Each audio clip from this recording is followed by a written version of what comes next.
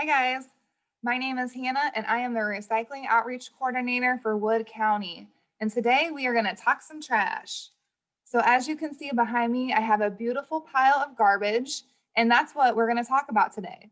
We're going to talk about the waste that we create and what we do with that waste. And most of our waste that we generate goes to something called a landfill. So I'm going to show you the Wood County landfill, and we're going to take a virtual tour to explore what goes on in this mountain of garbage. So let me start my presentation.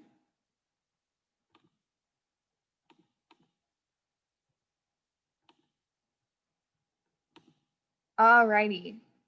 So as you can see, landfills might not look like the most fun or pretty place that we might visit, but they're an important part of what keeps our city clean and keeps our waste from cluttering up our roads and our backyards.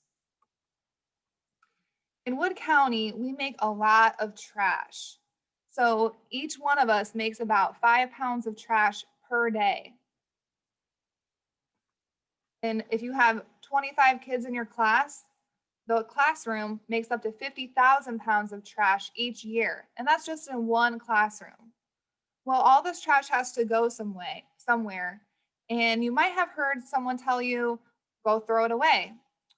Well, the landfill is our away. That's where most of our municipal solid waste ends up.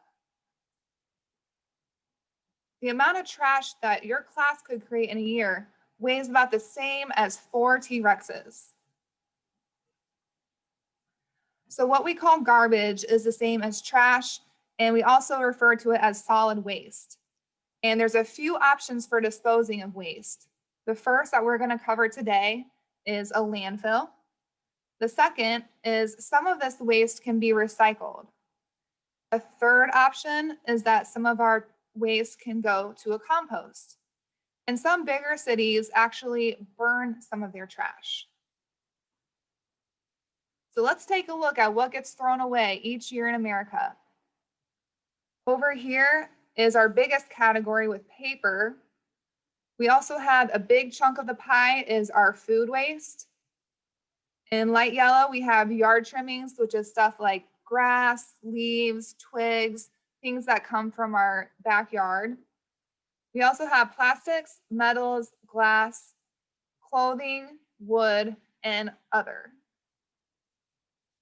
So if we break it down, a lot of the stuff that ends up in a landfill doesn't need to go there. In fact, it actually causes more problems going to the landfill than if it had been recycled or composted.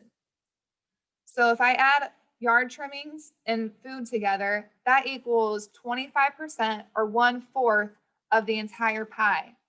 And food and yard trimmings should be composted. We waste a lot of food in America. Up to 40% of the amount of food that we produce each year goes right to the landfill. And this creates something called methane, which is a greenhouse gas, and it's very harmful to our planet. Compost, you might do it at home for your garden, or it might be a new concept to you. So I'm going to show you why it's important to compost and what goes into a compost pile. So we need greens. That's going to provide our nitrogen. Greens are things like green grass, vegetable scraps, fruit peels, and other living elements.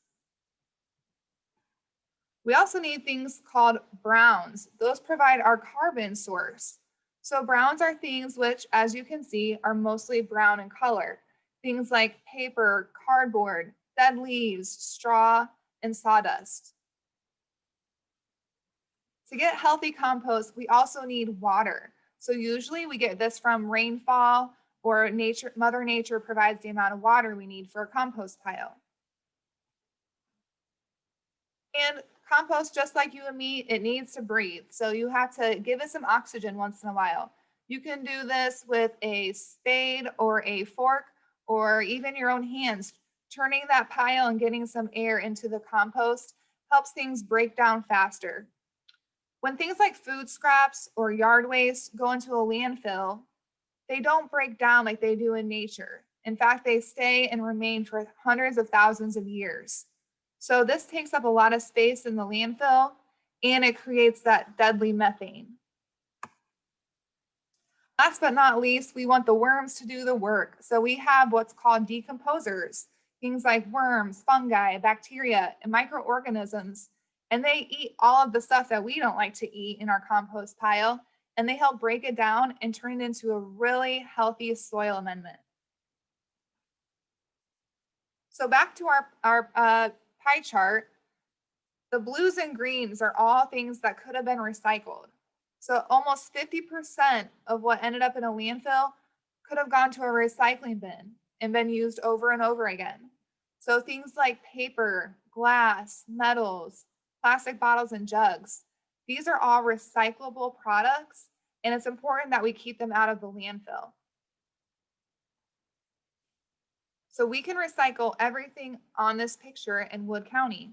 If you use our 24/7 drop-off bins, we accept things like cardboard, office paper, cereal boxes, wax cartons, and mail. We also take glass bottles and jars, metal, tin, aluminum, and steel cans, and plastic bottles and jugs from your kitchen, laundry room, or bathroom. Sometimes plastic recycling can get pretty complicated. So if you look at the shape of your bottle, that'll tell you whether it's easily recyclable or not. If your bottle has a head and shoulders where the top is smaller than the width, that means it can go right into your recycling bin. We're going to watch a little video about what happens at a landfill. Pretty cool, huh?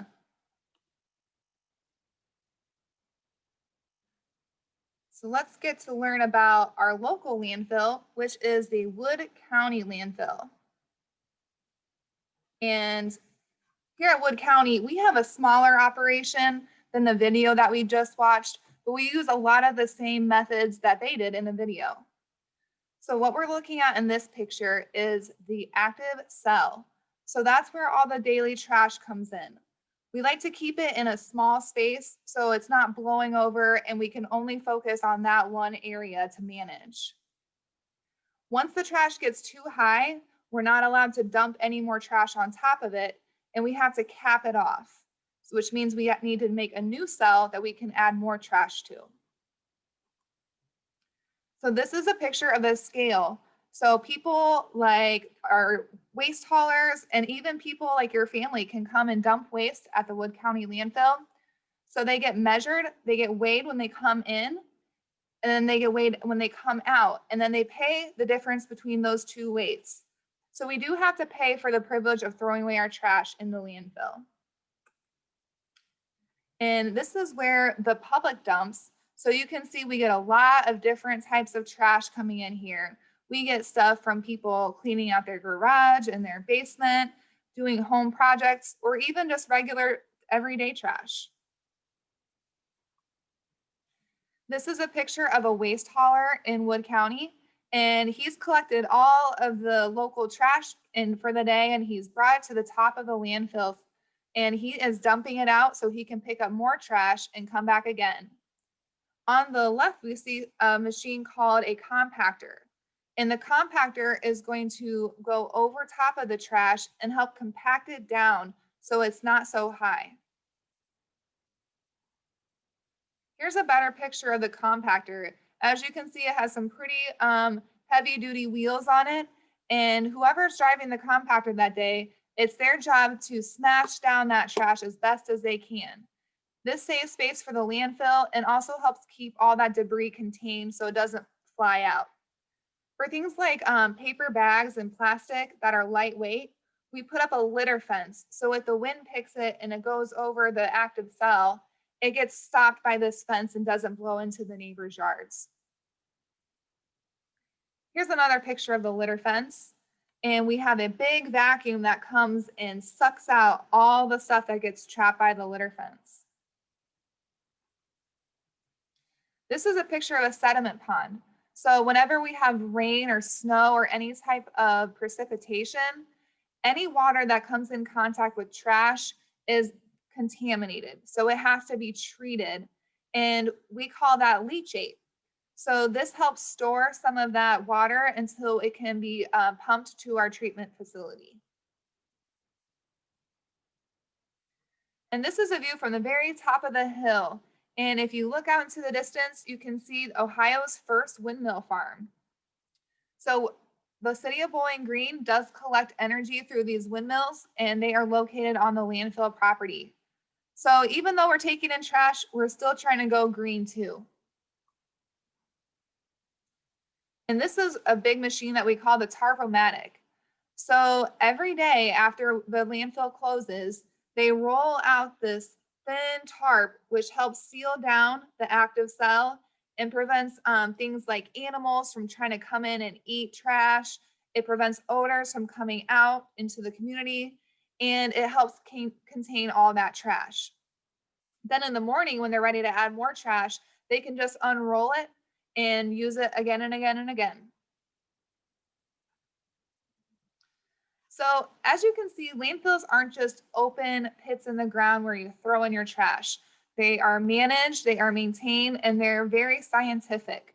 So the reason that we have landfills is to protect the earth, soil, water, and our own health.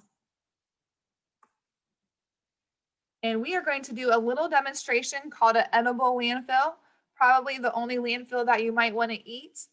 And I will show you the layers of a landfill.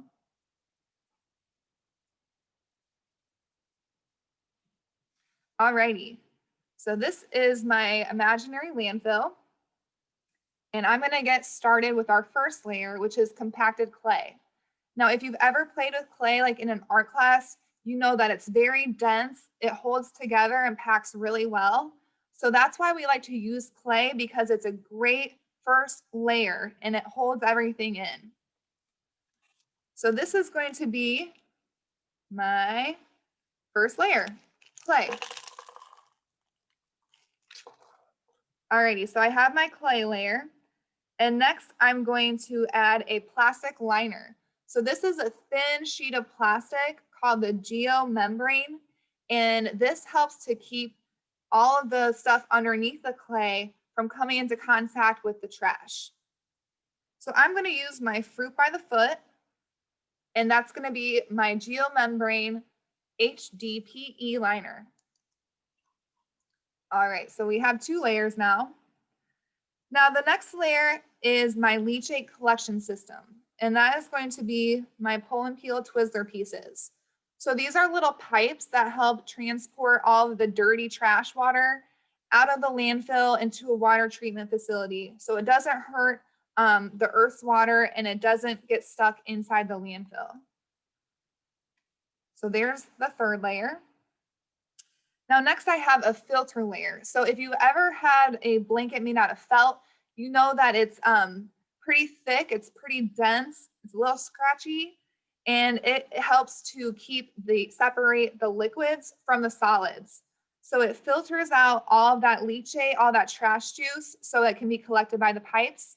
And then it keeps the trash, the solids, up top on the next layer.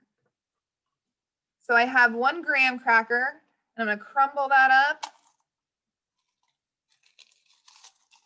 And that is my filter layer. So in a real landfill, this might be made out of like rocks or stone or gravel, anything that's going to help separate the solids from the liquids.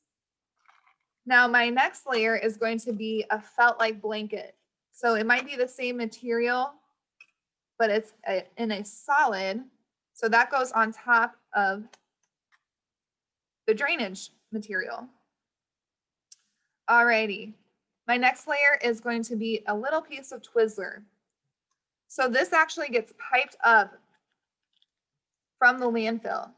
And this is going to collect the methane gas that happens when things like banana peels or apples or the food that we didn't eat in the cafeteria, when we throw that away and it goes to the landfill, because we don't have things like worms or sunlight or a lot of air that can get inside of a landfill, it starts to decompose much differently than it would if we put it in our compost pile. And when it decomposes in a landfill, it creates this methane gas. And methane is very flammable. That means it can easily start a fire. And it's also a greenhouse gas, so it hurts our planet. So at the Wood County landfill, we pipe that out of the landfill, and then we're looking into capturing it so we can convert it to energy. But for now, we just want to make sure that it stays out of the landfill. Nobody wants a trash fire, especially a giant one. Alrighty, so now we are ready to add our daily trash. And so our daily trash is going to be everything that comes in from your house, from your school, from your friend's house, from your grocery store, everywhere in the community that creates trash. Most of all that trash is going to go to the landfill. So we can add different types in each day. The stack gets a little higher and a little higher. And remember what we talked about earlier. A lot of the trash that comes to a landfill could have been composted or recycled. So our landfill gets a lot more filled up than it even needs to be. All right, so let's say we reached our maximum height. We're not allowed to put any more trash, build it any higher. So then we're basically going to do the opposite process to seal in that trash. Okay, so I'm going to add my daily cover. Remember that Tarpomatic, that big plastic liner that we roll out over the trash? Well, my Nilla wafers are going to represent that. So those go on top of the trash pile. And then I have compacted clay. So this is going to be my clay layer. And this is going to help hold in all that trash that's accumulated. Then I have my plastic liner, my geomembrane, like we had on the bottom, my fruit by the foot pieces. And that's going to help seal in. So everything between these two plastic liners is going to stay right there. Then I have my topsoil. So topsoil is the first layer. If you dig into the earth, it's the first layer of dirt. And that's going to help hold it in and seal it off. And that today is going to be some chocolate pudding. So this is my delicious topsoil. Put that right on top there. Alrighty. And we just have one more step before this landfill is all done. We're going to plant some green grass on it. So the grass helps hold the dirt in place, but we want to make sure that we don't plant types of grass or vegetation that has long, long roots, because what happens if the roots travel down too far deep? Yeah, then they're going to start getting into the trash, and we don't want that. So we usually use just a native grass seed. So that's going to be my green coconut, and that is our final layer of the landfill. So this is an edible landfill. I wouldn't recommend eating out of a regular landfill, but this one tastes pretty good.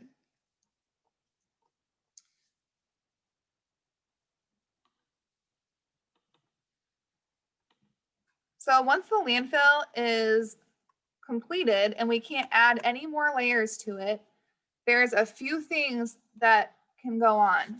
So sometimes you might even go see a landfill and you don't even know that it's just layers and layers of trash because they've turned it into a park or a nature preserve. And below I have some pictures of different landfills that have come to their end of their useful life, and they converted them into something that is good for the community. So, So over here is Mount Trashmore, and it is in Virginia. It is one of the biggest covered landfills in the nation, and it's a huge park. So people come here for picnics. They bring their families. They go out and enjoy the sunshine, and you would never know that it actually used to be a landfill. Now the next is my favorite example. This is the Fresh Kills landfill in Staten Island. So that's in New York City. And it used to be the largest landfill in our country. It was taking in almost all of New York City's trash on a daily basis. And with so many people, they produced a lot of trash. So if you look in this picture, you would never know that it was a landfill. They have a beautiful river, they have trees, they have a nature preserve, They have all types of different sports and kayaking and canoeing. And it's become a really great benefit to the community because now it's this beautiful natural space. But underneath is full of trash. Some landfills become big ski slopes and sledding hills, and some even become golf courses. So, this golf course is the presidential golf course, and it's actually on top of a landfill. So, landfills might not be the most beautiful type of place we'd want to take our family, but if they're managed properly and maintained, once they have closed and come to the end of their useful life, they can be turned into something beautiful, like a nature preserve or a park. But it's up to us to make sure that we don't send things to the landfill that really shouldn't be there. So when we go home today, we can make sure that we recycle everything we can and we compost things like food waste and yard scraps so they don't go into the landfill. Talk to you guys later.